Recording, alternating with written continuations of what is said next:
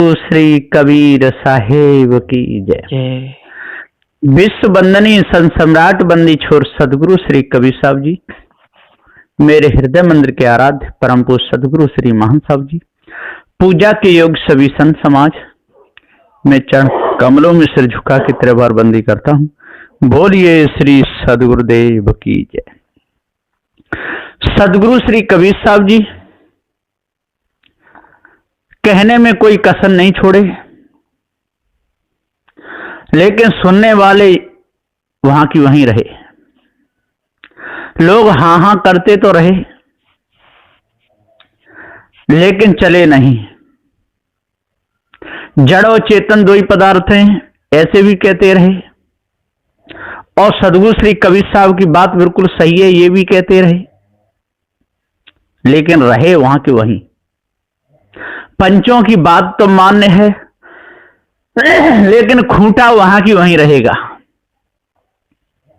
ऐसा इन लोगों का रहा। गंगा यमुना में नहा करके पाप काटना बताते रहे, और ये भी कहते रहे कि नहीं नहीं, कर्म ही सबको दुख देता है। जब कर्म ही सुख देता है और कर्म ही दुख देता है, तो फिर गंगा यमुना नहाने से पाप कैसे कट सकते हैं? इतना लोगों ने विचार नहीं किया। लेकिन वो चालाक जो लोग थे, उन्होंने ये महिमा बढ़ाई, और सीधे साधे भोले भाले लोग इस भेद को समझ नहीं पाए। महापुरुषों की इन्होंने मूर्तियां भी बनाई, यादगारी के लिए ठीक है, लेकिन पूजा करके पाप कटना, ये सब बेकार की बात है। तो फूल पत्तियां भी चढ़ाते रहे, गंगा जल को भी चढ़ाते रहे, और सभा में बैठ करके भ्रम का उपदेश देते रहे। ये बहुत बड़ी हानि हो गई। सदगुरु श्री कबीर साहब जी कहते हैं, यदि आज इस हानि से आप लोगों को बचना है तो भ्रम को त्याग दो। लोगों ने सदगुरु श्री कबीर साहब को भी भ्रम से जोड़ने की कोई कसर नहीं छोड़ी, जोड़ दिए। ऐसा ऐसा तक लिख दिए हैं कि बल्ख बुखारे का जो राजा था, उसने कबीर साहब को अंदर बंद किया जेल में, तो कबीर साहब जंगल में, और जंगल में देखे, और फिर जाके जेल में, तो जेल में दिखते, और बाहर आके देखे तो बाहर दिखते। ऐसी ऐसी कल्पना जोड़ी सदगुरु श्री कबीर साहब के ऊपर। लेकिन आज वर्तमान में पारखी संतों का सत्य न्याय का उपदेश चल रहा है। सदगुरु श्री कबीर साहब जी पारखी थे, और पारखी संत आज वर्तमान में मौजूद हैं। लेकिन लोग धार्मिक लोगों की बातों को सुन करके भूले हुए, ये भूल सारे संसार को और परेशान कर रही है। और जब तक इस भूल में रहेंगे, तब तक पारखी संतों से लोग लाभ नहीं उठा सकते। कोई तंत्र में, कोई मंत्र में, कोई जादू में, कोई टोना में, कोई हवन में, कोई होम में, कोई ईश में, कोई ब्रह्म में, कोई देवी में, कोई देवा में, कोई आकाश में, कोई पाताल में, कोई 4 वेद में, 6 शास्त्र में, 18 पुराणों में, नाना प्रकार की मानंदियों में लोग भरमे हुए। इसी में सारा संसार जा रहा है। कोई सत्यनारायण की बात को मानने को तैयार नहीं। कोई काशी में, कोई मथुरा में, कोई वृंदावन में, कोई नंदगांव में, कोई बरसाने में, कोई चारों धामों में लोग भटक भटक करके दुख उठा रहे हैं। खूब कोई तिलक लगाते हैं, कोई नंगधार डोलते हैं, कोई खाड़ी लहोटी लहोटी पहनते हैं, कोई लोहे की लहोटी पहनते हैं, कोई मूंज का कनोना रखते हैं, कोई त्रिशूल लेके चलते हैं, कोई तलवार लेके चलते हैं, कोई काले कपड़े पहनते हैं, कोई सफेद कपड़े पहनते हैं, कोई पीले पहनते हैं, कोई लाल पहनते हैं। सारे संसार में ऐसा हो रहा है। लेकिन उनके मुख से वाणी सुनो तो सत्य की वाणी उनके मुख से नहीं निकलती, वही भ्रम भूल कल्पना भरी निकलती है। उनकी दया से ऐसा हो गया, उनकी दया से ऐसा हो गया, उन्होंने ये उठा लिया, उन्होंने पृथ्वी को खोद दिया, उन्होंने ऐसा किया, 3 बार हिड़ा से पृथ्वी को चुरा ले गया।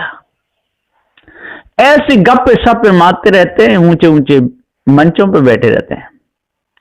तो तंत्र मंत्र और जादू टोना इसमें रोज फंसाते हैं और लूट लूट सीधे साधुओं को माल मलीदा खाते हैं और तंत्र मंत्र जादू टोना फंसाते रहते हैं और लूट लूट करके माल मलीदा खाते रहते हैं।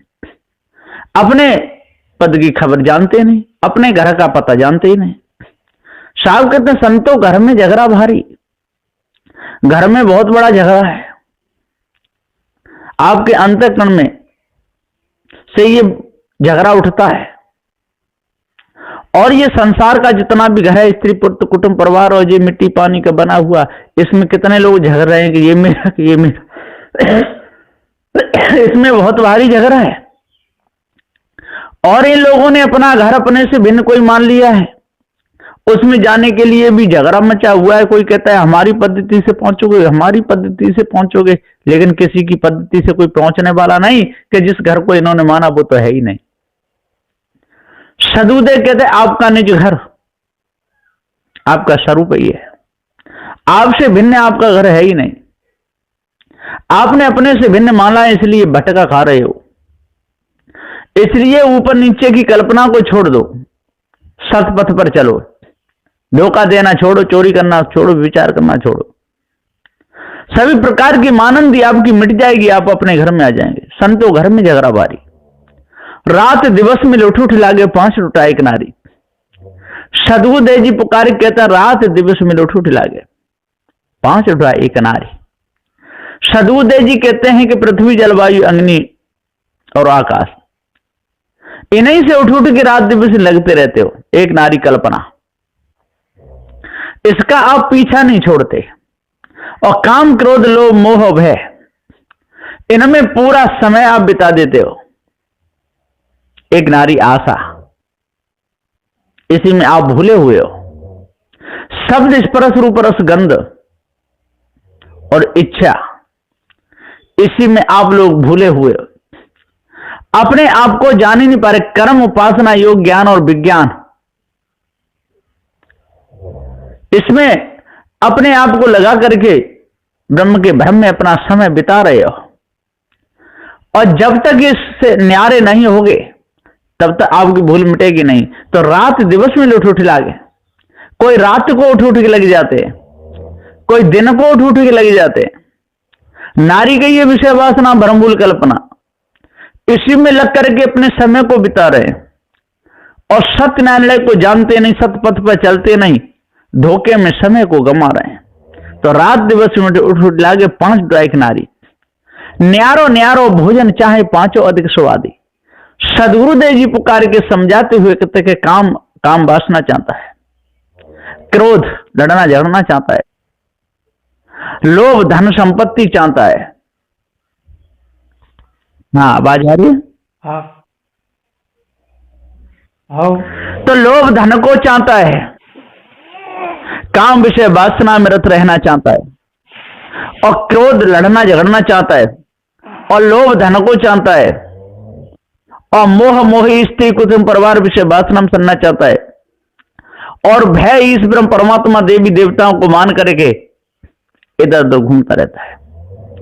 सदगुरुदेव जी पुकार के समझाते हुए कहते हैं कि इसी में पूरा समय बीत जाता है। तो न्यारो न्यारो भोजन चाहे, अब आंखें सुंदर सुंदर रूप देखना चाहती हैं, कान सुंदर सुंदर शब्द सुनना चाहते हैं, और नाक अच्छी गंध सुगंध लेना चाहती है, तो चाहे स्पर्श यही होता रहता है। जीव सुंदर रस लेना चाहते हैं, खट्टा मीठा चरका तीखा सब प्रकार का। तो न्यारो न्यारो भोजन चाहे 5 अधिक स्वादी। सदगुरुदेव जी कहते हैं 5 के स्वाद अलग अलग हैं।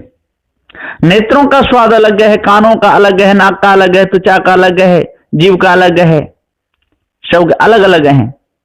और फिर इनसे जिन इंद्रियों को हम ज्ञान इंद्रिय कहते हैं, उन्हीं से सारे संसार को हम जानते हैं, और फिर कर्म इंद्रियों को लगा करके करने लग जाते। तो सदगुरुदेव जी पुकार के समझाते हुए कहते हैं कि जब तक ये भेद हम नहीं समझेंगे, जब तक इस भ्रम को अपने अंदर से नहीं त्यागेंगे, विषय वासना भ्रम भूल कल्पना से जब तक मुक्त नहीं होंगे, जब तक अविनाशी चेतन जीव को नहीं जानेंगे, तब तक हम अपना भी अपमान करते रहेंगे और दूसरे का भी करते रहेंगे। सारा संसार इसी ज्वाला में जल रहा है, इसी आग में जल रहा है। काम क्रोध मद मोह में नष्टर, इसी में बिगड़े सभी कलस्टर। मन तुम गाड़ी के या मिस्टर, अब चालक चतुर हो तो वाहन कभी डिगे ना। ये गठबंधन सरकार है, तू हंस होश में रहना। सदबुद्धे जी कहते हैं कि ये गठबंधन सरकार है, कोई किसी का नहीं है। जब तक कमाते रहोगे, लेते देते रहोगे, उनके काम में आते रहोगे, तब तक आपको अपना मानेंगे। और जब आप काम में नहीं आओगे, शरीर थक जाएगा, आंखों से दिखेगा नहीं, कान से सुनोगे नहीं, पैर से चला नहीं जाएगा, हाथ उठेंगे नहीं, फिर आपके कोई काम में नहीं आएगा। तुम सुनियो भैया, मतलब का है संसार। सदुदेव कहते हैं कि सारा संसार मतलब का है, और मतलबी लोग घाट घाट पर बैठे हुए, जहां जाओ तहां मतलबी लोग बैठे हुए हैं। स्त्री पुत्र कुटुंब परिवार सब मतलबी है, भाई बंधु माता पिता ये सब मतलबी है, यार दोस्त भी सब मतलबी है। इनका काम निकले तो ठीक, और काम नहीं निकले तो ठोकर मार करके दूर कर देते हैं। सदबुद्धे जी यहां पुकार के समझाते हुए कहते हैं, इसलिए अपने सुधारे सुधारे, अपने बिगाड़े बिगाड़े। अपना जो सुधार कर लेगा तो हो गया, और अपना यदि सुधार नहीं कर पाएगा तो जहां जाएगा तो धक्के खाएगा। तो सदबुद्धे के बंदे कर लिए आप निबेरा, अपना निबेरा कर लो। संतो घर में झगड़ा भारी, रात दिवस में उठ उठ लागे 5 ड्राई किनारी। न्यारो न्यारो भोजन चाहे 5 तो स्वादी, कोई काऊ का हटा न माने आप या मुरादी। सदबुद्धे जी पुकार के समझाते हुए कहते हैं कि कोई किसी का हटा नहीं मानता। न्यारो न्यारो भोजन चाहे 5 स्वादी, और कोई काऊ का हटा न माने आप या मुरादी। दुर्मित केर दो हागन मेटे डूटे चाप चपेरे, और कहीं कभी सोई जन मेरा जो कह की रात निवेरे। दुर्मत केर दो हागन मेटे, दुर्मति को दूर करो, दूर वे दुर्मत को दूर कर। दूर की बात तो बहुत भावे, और है हाजुर हजूरता दूर गावे। तो दुर्मत केर दो हागन मेटे, और सदबुद्धे के दुर्मत को दूर करे, दुहागन को दूर करे। बिल्कुल अपनी बुरी बुद्धि को त्याग दे, जो बुरे विचार आते हैं उनको दूर करे, बुद्धि को शुद्ध साफ निर्मल करे। धोखे से बचे और बचावे, तंत्र मंत्र जादू टोना से बचे और बचावे। ईश ब्रह्म परमात्मा की कल्पना से बचे और बचावे, धोखा देने से बचे और बचावे। चोरी हिंसा विचार से बचे और बचावे, ईर्ष्या क्रोध मान छल से बचे और बचावे।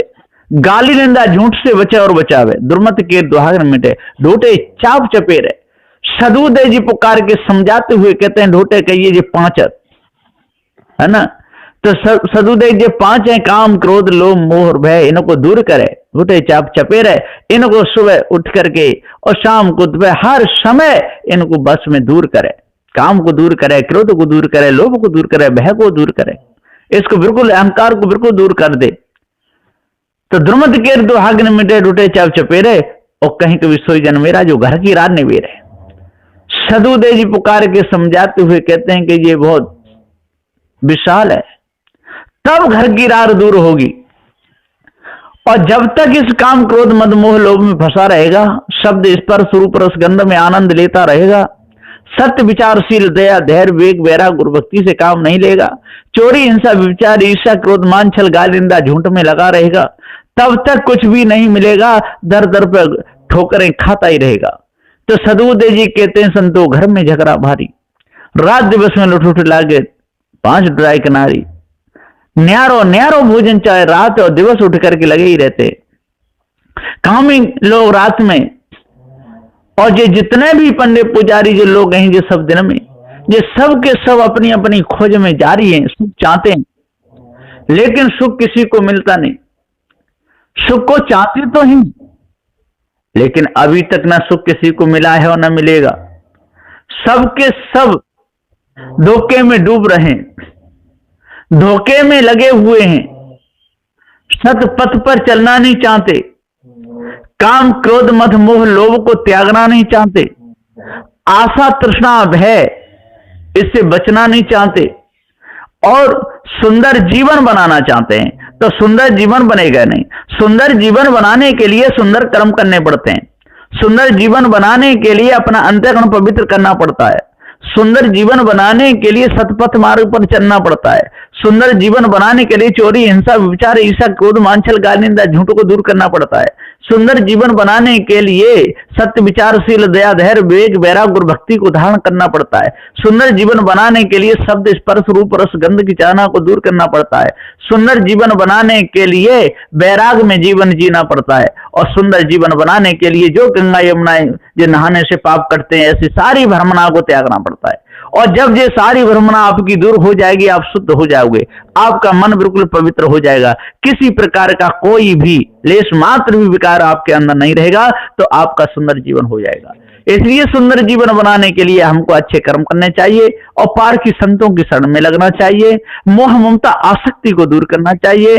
पवित्र भावना बना करके पार की संतों की शरण में आकर के सभी प्रकार के भ्रम को त्यागना चाहिए। और जो मायावी गुरुबा लोग आपको सतपथ से गिरा रहे हैं, भ्रमभूल कल्पना में फंसा रहे हैं और विषैली स्त्रियां सारे संसार में जादू डाल डाल के विषय वासना फंसाती हैं, इंसानों के जालों से बच करके अपना जीवन शुद्ध साफ निर्मल बनाना चाहिए। तब अंतःकरण पवित्र होगा और जो सुनोगे, देखोगे, भोगोगे, उसकी आसक्ति आपके अंदर नहीं आएगी और शुभ अच्छे पवित्र आपके विचार रहेंगे। इसलिए अपने विचारों को शुद्ध करो, मन को शुद्ध करो, पार की संतों की शरण में लगो, तब आपका मन निर्मल होगा और जीवन धन्य होगा। विषय विकार मिट जाएंगे और जब शरीर छूटेगा तो स्थूल सूक्ष्म दोनों शरीर गिर जाएंगे और आप अपने स्वरूप में ठहर जाओगे। ऐसा निर्णय है बंदी छोर सदगुरु श्री कबीर साहब जी का। बोलिए श्री सदगुरुदेव की जय।